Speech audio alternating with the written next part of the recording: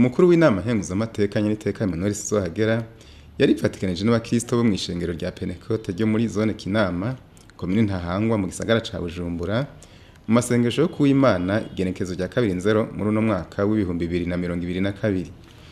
Mw'ijambo yashikirije yasabiye abarundi imigisha dusanga mu guharura igice ca 6 akarongo ka 24 gushika ku ka 26.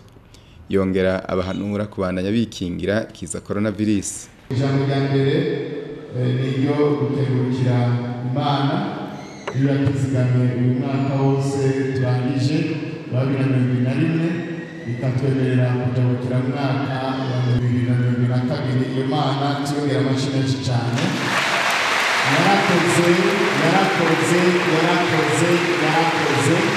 suko twari neza suko twatunurutse harabari batifuje bitakunze jewe nawe kuba tukiriho ubuntu bw'Imana gusa.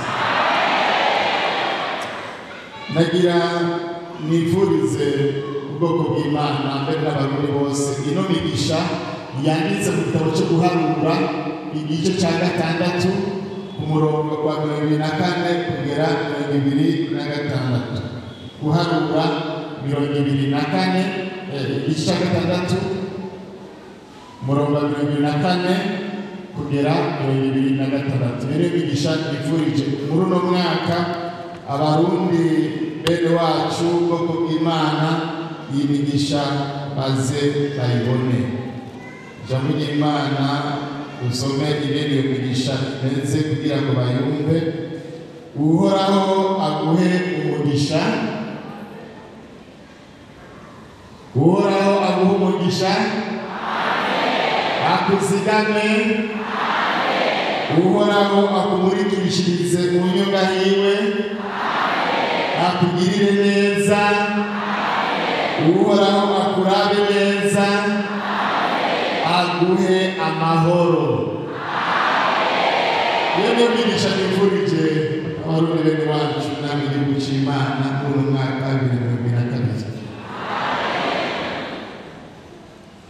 Hama ndangirize kuri kino amavuyo migisha ndabinginge ubwoko bw'Imana isi yaratewe n'ikiza ca corona tubandanye twikingire ikiza ca corona umwe wese abigire gwiwe mu gukurikiza amategeko duhabwa n'abaganga, ariko na cyane cyane ndabatumirire kwipimisha kenshi gashoboka. Mwipimishe kenshi gashoboka. Dukeneye kumva mu Burundi hariho umurundi wundi yohitanwa n'agakiza, kandi leta mvyeyi yarashizeho uburyo bwiza ku barundi bose bwo kubakingira. Nta mafaranga bagusaba tugiye kwipimisha, kandi niyo basanze wanduye bashaguha imiti ya gusa. Mu bindi bihugu siko bimeze. Mu bindi bihugu kwipimisha hariho basaba $100 kimwe yakonja mu marundi mu mbenya na ngana. Twebwe leta intererano idasanzwe, kandi suko muri byo bakora amafaranga basohora bakemera bakagura bijya imiti yo gupima biyemeje gupima n'imiti bakagura kugira ngo bavure bakirire abenegihugu. Rero tubinginge tubasabe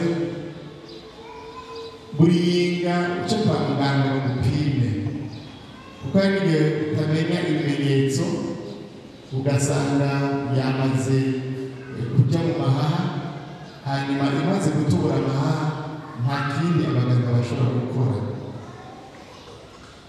Amahaha amaze gutoboka biragoye ko bayavura.